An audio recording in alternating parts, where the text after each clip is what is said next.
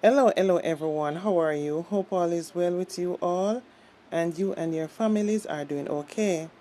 So, I'm reminiscing on growing up in the earlier years in Jamaica.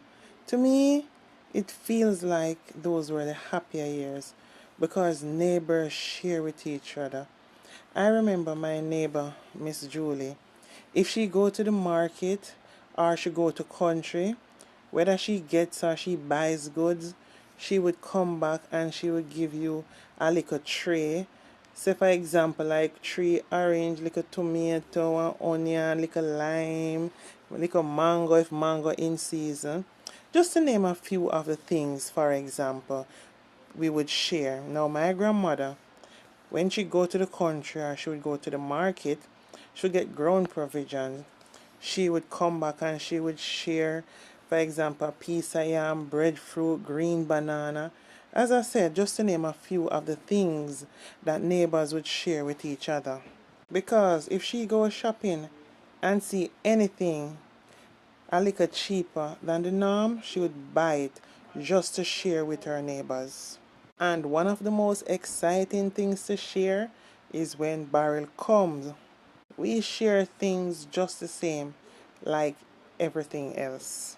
And truth be told, back then, getting a taste of goodies from overseas was always a very special moment. The bottom line is we share and look after each other. Children belong to each and everyone in the neighborhood because we look out for each other's children. Another thing, not every house had television or satellite dish because that was the norm back then, and it is very special for your home to have something like that. And you don't know that home would be the home where most of the children in the neighborhood would gather because here in Jamaica we just had JBC TV station, which was boring as hell. It was just not cutting it. If we have no option, at least we're watching something. Most likely when rain falling. When rain is falling, you can't really get to go to your neighbor's house unless you're already there. So those time we have to just satisfy with the one TV station which comes on from a certain time in the day, like about 4 or 5 o'clock when people come in from school and work, and by a certain time in the night it sign out. But for those who have satellite dish and DVD players as well, when you go to those homes, you are introduced to the advanced cartoons that are watched in these first world countries, and you see movies that are very exciting to watch. So you know that house will be the most popular house in the neighborhood. I loved those days and I so missed them because when you talk about friendship, friendship felt real those days. Not saying you never have the little pungent ones, but it was not a popular thing like now, where it is more the norm than the exception. The thing is, even though we may say we are living in modern time, it's not necessarily better in terms of how people get on with each other. In these modern time, it's more likely that neighbors are turning up their nose at neighbors, judging them, criticizing them, trying to find out what kind of neighbor they are so they can evaluate how well they must be respected. Finding real love and loyalty seems now to be an illusion. Standards and discipline have changed dramatically. You don't see much real bonding between women, especially Jamaican women. They are their own worst enemy when you think about it. It is so sad. Because now, as a mother of grown children, when they go on the road, I have to pray twice as hard for God guidance. Because when I think about the state that Jamaica is in, And as a mother, when my grown children go on the road, I have to be praying twice as hard for God to guide them and protect them and cover them, because I know that based on the state of Jamaica, anything can happen at any time, because the Jamaica environment is so very toxic, because you could step on someone's toe just by accident, or seemingly look at someone and they get it all twisted in their head that you looked at them in a bad way and you lose your life. To be honest, I am actually really scared of my own people. The funny thing is, I was speaking with some friends from school days over the weekend. It was like a link up, everybody talking. And it just got me thinking, sending me back down memory lane. And I started thinking of all these things. And I'm thinking, like, when did we reach here? I even remember, for a lot of Jamaicans, the chance to travel would be the ultimate dream for most of us. As it is deemed, we would be able to achieve more and able to attain a certain level of growth in our life and able to do things you can't do on a regular job in Jamaica. I remember in my travels after I became a mother, the first thing I did was buy 2 barrels, and every chance I got, if I see anything on sale or see something deemed fit for them, I buy every week when I get paid. I was always adding stuff in the barrel for them. And I also had a list of people I knew, and if I see a bargain, I buy it. So, for example, there'll be a few people I know who would know that I am overseas. I have them name written down on a piece of paper. And if I go into a store and I see something that seems, suiting for them, I would just buy it, put a tape around it, write them name on it, and say, okay, this is for X in the barrel. When I go somewhere else again and see something, I say, this look like this could do well for Y. I buy it, put a tape around it, write their name on it, and put it in the barrel. As I go along, each time I see something for someone that I know back home, I would just buy it and just write them there and put it in the barrel. So when me touch down, everybody will me know, everybody will me know, get a little something. And I didn't do that all one time.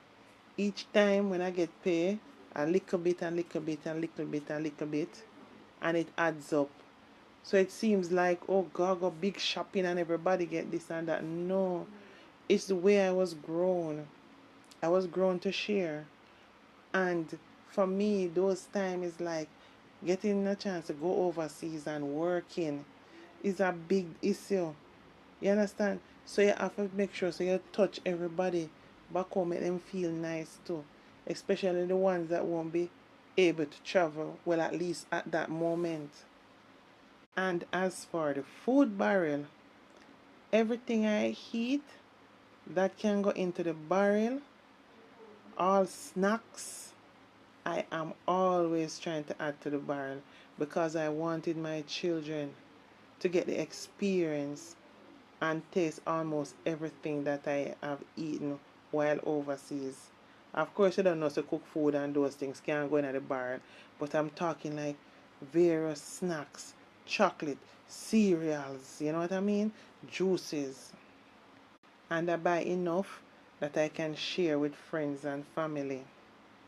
I grew with my grandmother, and that's just how my grandmother was.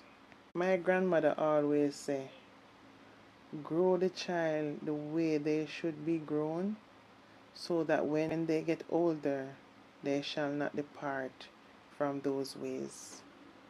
You know what I find these days that is really confusing? I don't know if I can explain it so you understand, but grown folks, if you understand me. Okay. People these days are so used to toxicity. They are so used to being hateful and bad mind to each other. So if you're a kind person who love to share, you have two things to worry about. You have the people that are going to take advantage of you, and you're going to have those people with a messed up mind that all of a sudden they are going to have a problem with you sharing because they will be thinking, so you're trying to do them something. That is the thing that I'm most scared of. Because even when I kept my big blowout birthday party, you know what I did? I organized the kitchen in such a way that you see everyone who comes there, I'm so scared of people. Everyone who comes there, you can't done the food that is there. You can't. Because it's a food day. When me cook enough. Everybody will know this. And I would make everybody come in one by one or two by two. And I say, would you like this? If you don't eat a lot, don't take too much. So I don't want to risk sharing too much for someone when they only eat a little, or sharing too little for someone who eat a lot. So you come with me in the kitchen and I say, they want what you want, a little of this, a little of that, or what you want. And I share it in front of them. So if it's a thing where you eat 1 cup of rice, you're good, or half cup of rice, you're good. If you eat 2 cup of rice, you're still good, and so on and thing. But all of that sharing of the food is done with you right in front of me. Sharing the food. I don't share no food out and carry and give nobody. You come in, because I don't want nothing to waste neither, because I don't waste food. So I don't want to give people more than what they would have wanted, but at the same time, food is there we can full your belly for you go your yard and so on. But the thing most of all that I am protecting myself from, I don't want nobody leave with them old sickness from long time and them old crosses, headache and all kind of things are going with them body. And when time they leave them say, you know, say, and my girl the house me they go eat the last time and she share the food care come give me. I wonder if I coulda, shoulda, woulda. Me hate them things there. Me not like people around me. We talk about them kind of things there. And me not encourage people around me we involved in a them kind of something there. And me not entertain those kind of arguments. It's not like I don't know that this kind of evil is real. But listen to me. Me not entertain it around me. You know the funny thing is, it all depends on how you grow up to, you know, because with my children, like we watching stuff on the TV, you know, we watch like social media and sometimes you put about Obi and so on and thing, and people do things to people and rearing.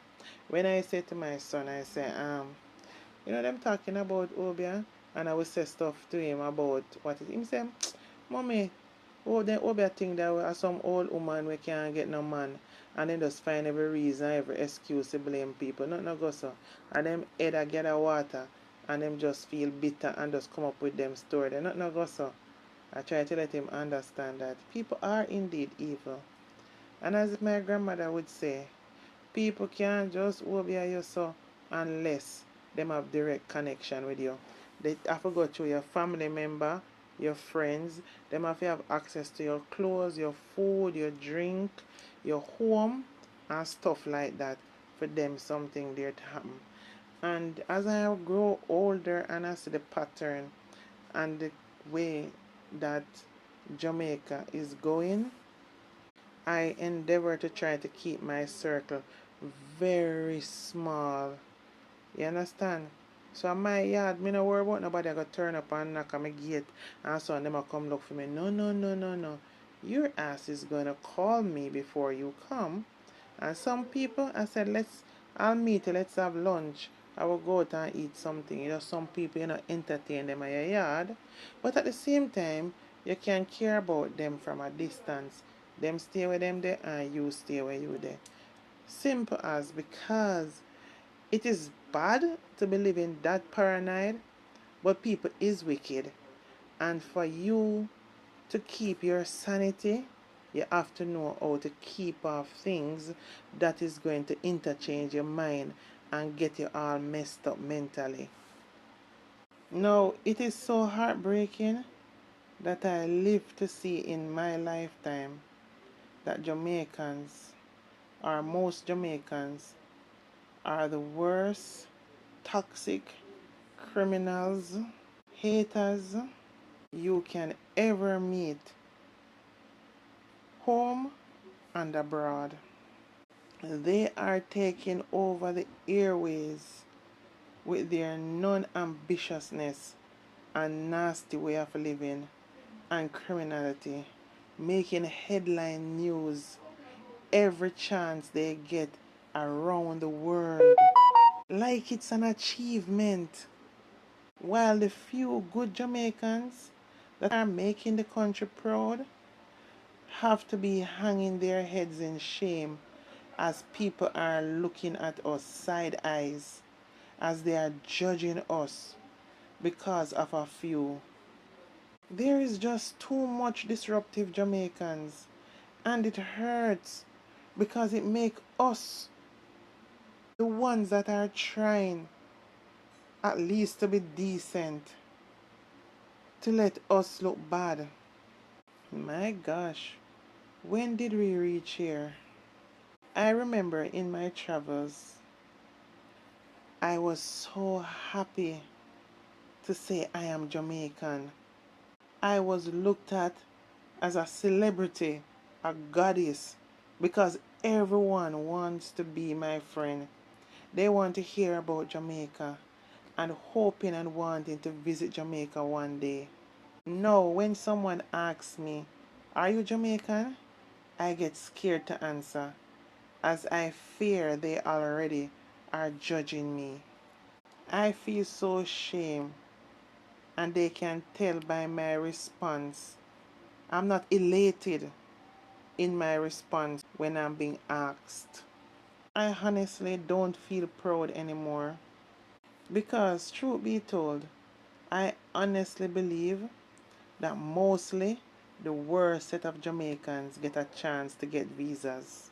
Kinda remind me of the Jamaica Farm Worker Program. If you seem smart, intelligent, and have education, worse if you have any subjects, you definitely wouldn't have gotten through. And the program have lived to pay dearly for that. Now they will want you to have some little level of intelligence, but they still don't want you to have too much.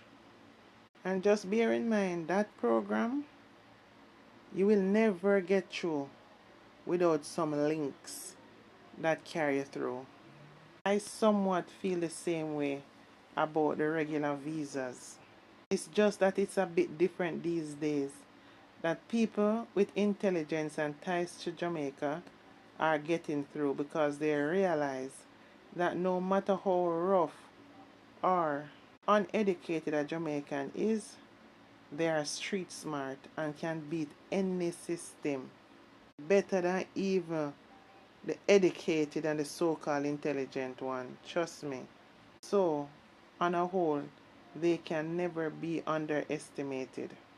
But what comes with that is a level of darkness, as they would call it, that they are fully proud of, fully done. Because trust and believe, they create the most toxic chaos and mayhem you can imagine. And that is why it is all playing out in the news now.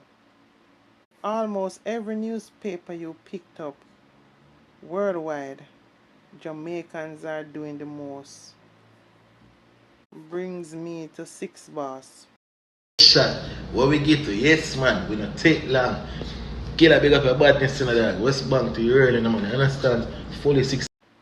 So, Jamaica dancehall artist Sixx boss, who led a controversial life in Jamaica, entangled with police, bad man, wanted man, guns and ammunition, drugs, you name it.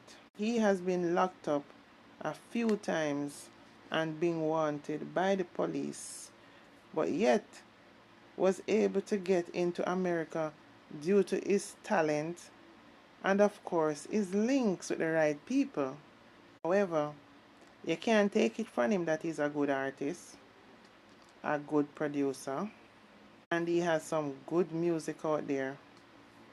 Now, you would think the fact that he get a chance to be overseas, you would think this is the time for progress, him free from the stigma of the lifestyle in Jamaica. But as my grandma would say, you take the pig out of the pigsty, no matter where you put them, they still find the mud to go wallow into. I don't know. Can never understand this.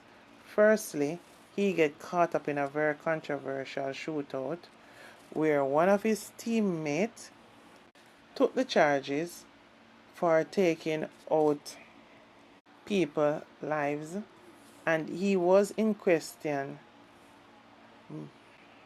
and Sixx was also in question about this attack and many other alleged crimes, and now he is caught red-handed, seen by FBI agent with a short barrel shotgun, a rifle, and a machine gun, as well as a concealed firearm was taken from him. Because, of course, the FBI agent saw him take it from his holster and put it into the glove compartment of the vehicle he was traveling in. Check this. Even though Sixx name ring out and everything wrong, the police was not looking at him when they pulled him over, or were they? Would they actually say though? However, as it would seem, bad luck is he walked into an active FBI investigation by meeting up with a suspect the FBI was watching, and right then and there the FBI saw the suspect that they are watching handing a chip Glock to Sixx boss. Right then and there he was immediately a suspect. To make it worse, the driver who was driving the vehicle he was driving with a suspended license. So everyone around Sixx are lawbreakers. That means you can't be good, and you prove them right. The thing is, the FBI have advanced technology working with, and as soon as they see you around their suspect, facial recognition technology chips in, tell your whole story that they have on file, because every detail of people's life, what they do, where they work, if they're legal or illegal, is shown instantly to them. So instantly they knew who or what they were up against before they even stop you. The thing is, there is another thing to look at. When the FBI working, you think the person now being arrested, they would tell them they've been investigating them?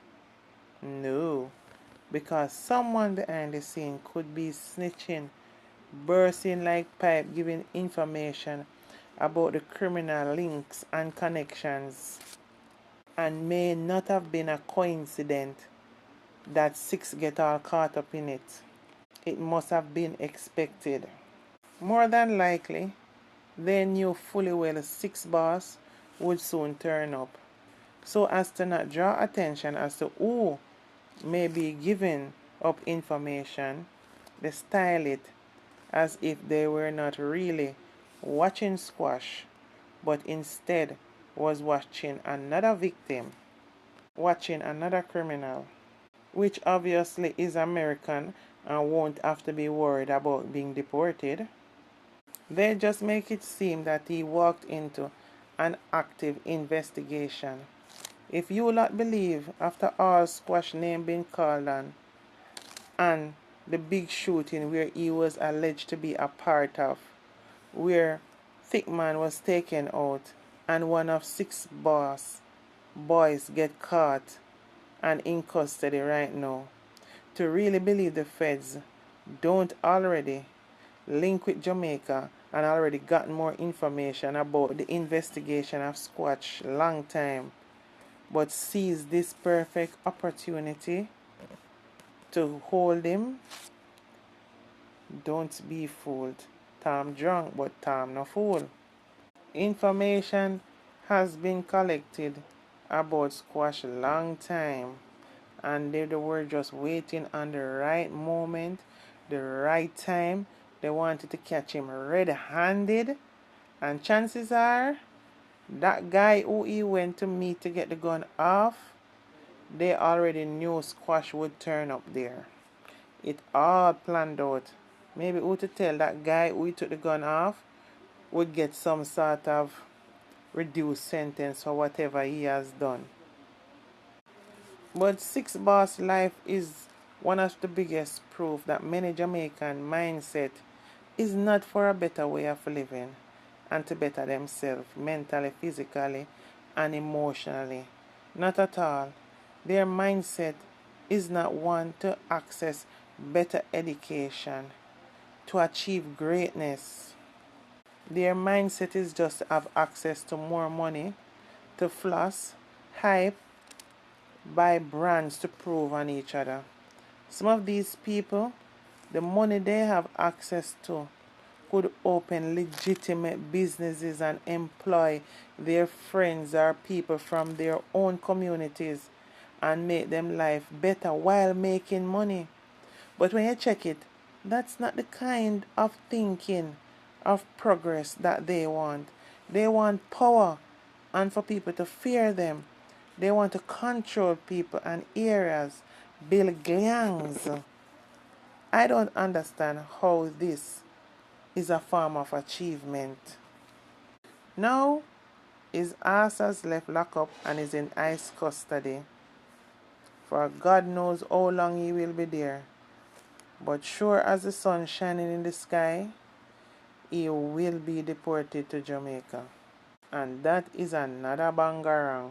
Fact that after they found him with all those guns, they release him to ICE simple means them not going to take him to no court, to take him to no trial, to waste their money and time to feed him in a prison. They are trying to get him deported. Watch the ride. Well, that is going to be another lifetime moment in Jamaica for Squash, Sixx Boss, music producer and artist. Now another one that's started gunmanship early is Movada's son. And see where it got him? In prison. It was to be a lifetime sentence, but his conviction was overturned for 2025 in 2021. Brooks, dancehall artist Movada's son, and Hines, his friend, was given life sentences for the takeout of Lorenzo Thomas.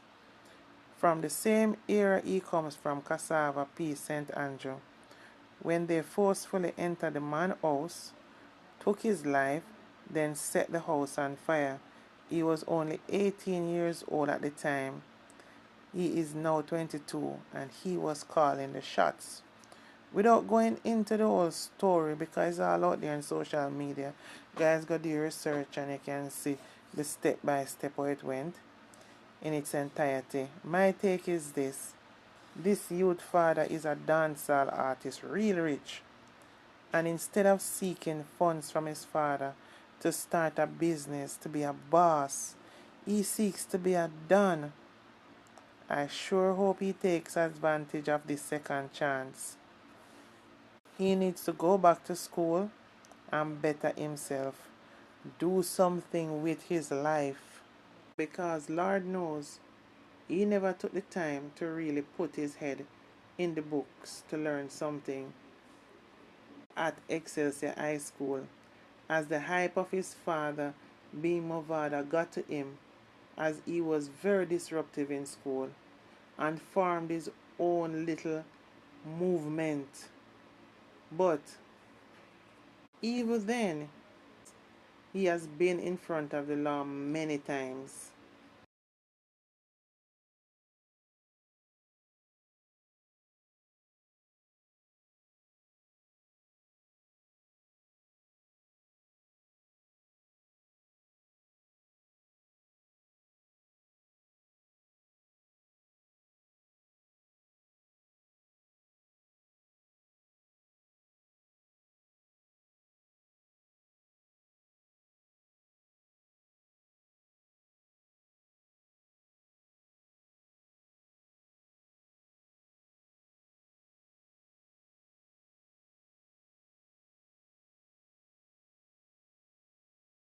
The crazy thing, he has the ability to do great things. I know him very well from Excelsior. And know if he decided to take the good road, to take the books to achievement, he will be great. But if he choose to continue the ways of toxicity and being a don, Lord help us. He's going to be more vicious now because him go to the training camp. He was in prison for I think almost 5 years. You know how much they have learned in there? In coming out with the hype of a win and entitlement because him bust the case him there road. Hell have no fury right now. We really have to be hoping and praying for this youth that he really has learned a lesson. And the funny thing about it, they always prove us right in the end. We only can wish them the best going forward. At the end of the day, I just wanted to reason with you guys how the dynamics of the youths of Jamaica back then and family life and neighborhood living was compared to what we are dealing with now, the changes. And to see that for many, no matter the opportunity that they are given, whether in money or opportunity to travel, the mindset of most is not an ambitious one. And if you don't have standards and ambition of wanting a better way of life, we will continue turning out criminals wanted by the police and death and mayhem in the land is imminent. Guys, we have to keep our children prayed up because I am so sad I went to a funeral last week. There's another story, and it's just so hurtful to see so many parents burying them youths. Ah, boy, I'm telling you. It was never meant for parents to bury them youth. No, as parents, we have to really see things for what they are. You see, when you have toxic children, don't fool yourself in what the eventualities will be.